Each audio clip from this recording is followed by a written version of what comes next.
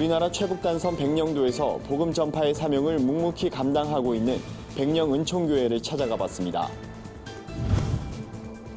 기독교 대한감리회가 중부연회 윤보환 감독을 공석인 감독회장 직무대행으로 선출했습니다.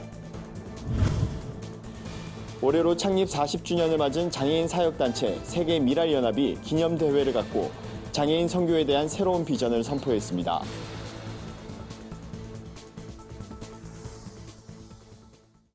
안녕하십니까. 구티비 뉴스입니다. 흔히 백령도는 군사적 요충지로 잘 알려져 있습니다. 하지만 기독교 역사적으로 보면 일찍이 교회가 세워지며 복음의 씨앗이 뿌려진 곳이기도 한데요. 복음으로 희망이 되는 교회를 찾아 보도하는 구티비 특별기획 복음이 희망이다.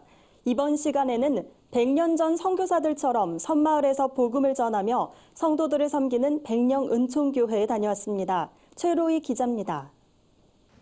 인천항에서 뱃길로 4시간, 우리나라 최북단섬 백령도의 시골길을 따라가 보면 백령은총교회가 있습니다. 이주열 목사는 9년 전 누구나 모여 기도하고 예배드릴 수 있는 곳을 만들겠다는 꿈을 안고 섬으로 들어왔습니다. 그러나 자리 잡기가 쉽진 않았습니다. 처음엔 넉넉지 않은 형편에 번듯한 건물 하나 없이 비닐하우스에서 예배를 드렸습니다.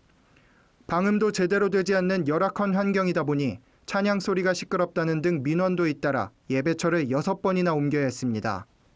그러던 중 2015년 한 교인이 부지와 건축 헌금을 들여 지금의 백령은총교회를 세울 수 있었습니다. 하지만 어려움은 끝이 아니었습니다. 이듬해 그 교인이 교회를 떠나면서 소유권 분쟁이 시작됐고 아직 문제가 완전히 해결되지 않아 언제까지 이 성전에서 예배드릴 수 있을지 미지수입니다. 그죠? 이 모든 문제는 하나님 아시고 나는 하나님 앞에 충성되어 일하면 된다. 그래서 오갈 떠는 자들이 하나님 앞에 나 이전에 와서 그들이 마음의 평강을 누리는 그런 곳이 그런 성전으로 쓰임받기를 저는 정말 간절히 바라서 오늘도 우리 집사님들과 성도님들 하나 되어서 기도하고 있어요. 어려운 상황 속에서 담임 목사와 성도들은 더 뜨겁게 기도와 찬양을 드립니다. 주일 예배와 수요 예배, 금요 기도회와 새벽 기도는 물론 매일 오후 2시에 특별 기도회를 진행합니다. 자리에 모인 모두 백령은총교회가 누구나 예배드릴 수 있는 성전이 되길 바랄 뿐입니다. 우리 담임 목사님이 너무 많은 고생을 하고 계셨어요. 그래서 정말 이번 계기로 통하여서 저희들이 예배당을 정말 하나님께서 지켜줄 줄 믿고요. 정말 저희들이 온 성도가 이 자리에서 정말 하나님 아버지께 예배드리며 영광 올려드릴 수 있는 자리가 되었으면 감사하겠습니다. 우리나라 최북단섬에서 복음의 사명을 감당하고 있는 백령은총교회. 지금의 고난을 딛고 더 단단해질 수 있기를 소망해 봅니다. 구티비 뉴스 최로입니다. 기독교 대한감리회는 20일 총회 실행부 위원회를 열고 중부연회 감독인 윤보환 목사를 감독회장 직무대행으로 선출했습니다. 윤 목사는 전명구 감독회장이 직무에 복귀하지 않는 한 내년 10월 총회 때까지 감독회장 직무를 맡게 됩니다. 기감 총회 실행위원회 위원 42명 중 41명이 참석한 이날 회의에선 2차에 걸친 투표 끝에 윤보환 목사가 과반수 찬성을 얻어 감독회장 직무를 수행하게 됐습니다. 하지만 감리회 유지재단 이사장, 태아복지법인 이사장 등 감독회장 당연직 업무는 제외될 것으로 보입니다. 윤 직무대행은 직무대행으로서의 역할에 충실하겠다는 입장을 분명히 했습니다. 이를 위해 교리와 장정을 잘 지키고 현직 감독, 총실위원들과 협의하면서 합력하여 선을 이루는 감리교가 되도록 노력하겠다고 밝혔습니다. 한편 소송 중인 전 감독회장에 대한 본안 판결은 10월 이후에나 나올 것으로 예상됩니다. 장애인 사역단체 세계미랄연합의 창립 40주년을 맞아 기념대회가 열렸습니다. 감사와 도약이란 주제로 열린 이번 기념대회에선 장애인 전도와 봉사 계몽에 힘써온 세계미랄연합의 40년 역사를 발판 삼아 앞으로의 새로운 도약을 다짐했습니다. 특히 미주와 유럽 등 21개국 미랄 관계자들이 참석한 이번 기념대회에서는 세계미랄연합이 그동안 추구해온 정신이 깃든 다양한 프로그램들이 마련됐습니다. 미랄 사랑의 캠프는 장애인과 비장애인이 2박 3일 동안 함께 협력하는 교육훈련 프로그램입니다. 참석자들은 미랄 목표와 정신을 공유하고 선교적 비전을 다짐하는 시간을 가졌습니다. 세계미랄연합의 40년 역사를 되짚어 볼 수 있는 사진전도 전시됐습니다.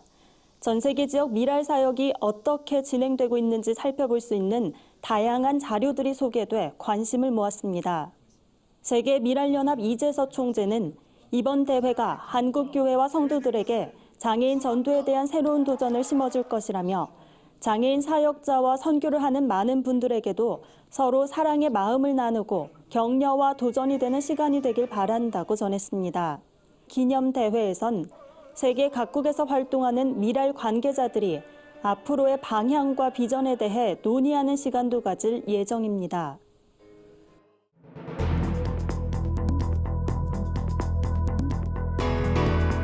세계 곳곳의 주요 소식을 살펴보는 시간입니다.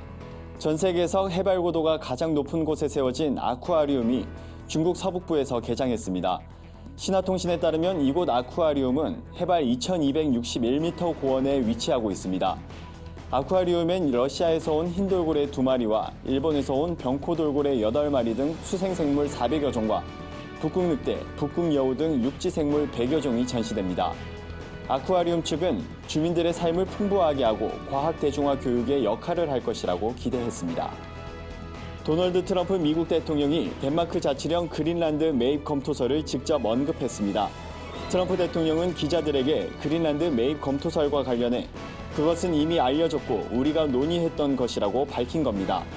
트럼프 대통령은 덴마크는 매년 7억 달러의 손실을 보면서도 그린란드를 보유하고 있다며 미국이 매입을 한다면 전략적으로 좋을 것이라고 설명했습니다.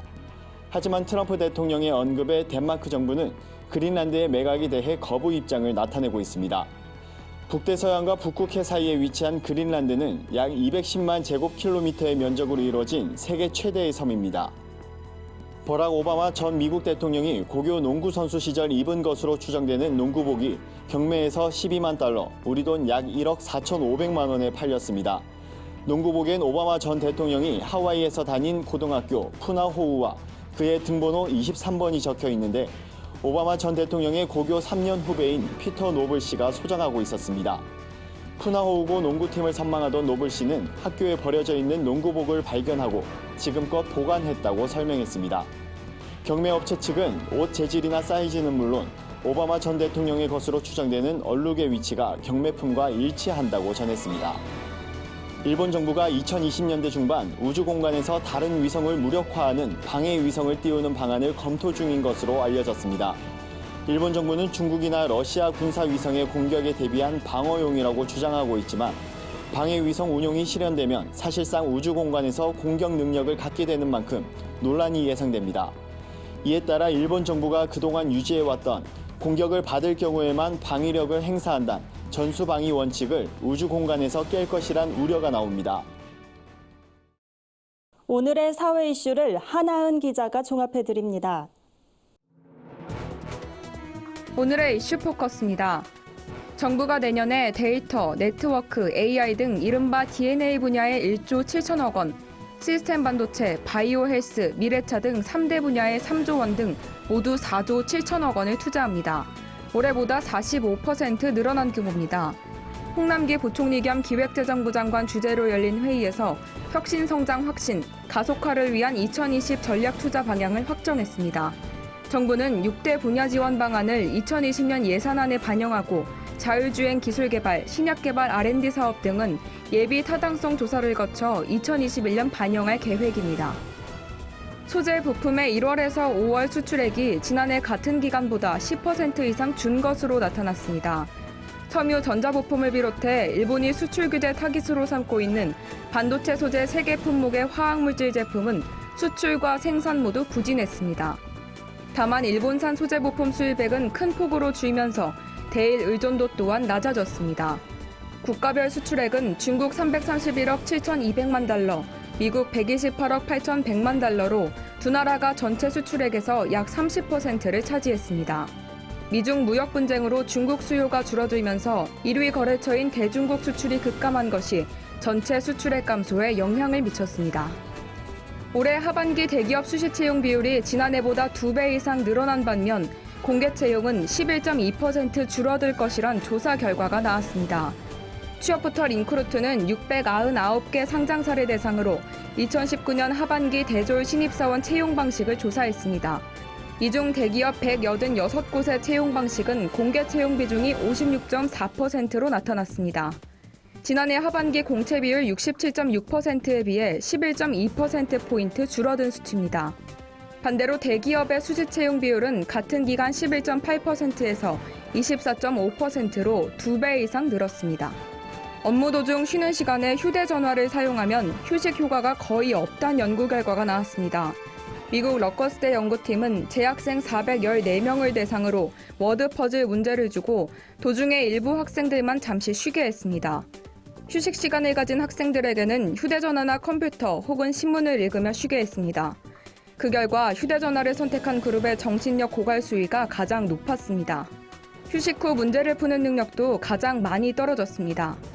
연구팀은 틈이 날 때마다 휴대전화에 손을 대면 주의력이 분산돼 다시 업무에 집중하기 어렵다고 말했습니다. 구티비 뉴스 하나은입니다. 글로벌 선교 방송단과 함께하는 교계 소식 전해드립니다. 기독시민단체 교회개혁실천연대가 교단총회 참관단을 모집합니다. 참관할 총회는 예장통합과 합동총회로 교단 소속 신학생, 사역자, 성도 누구나 참관 신청 가능합니다. 신청 기간은 내달 6일까지며 선발된 참관단은 교육을 거쳐 총회에 참관 후 후기를 작성하는 활동을 하게 됩니다. 한국기독교 역사박물관이 3.1운동 100주년의 의미를 담은 전시회를 엽니다.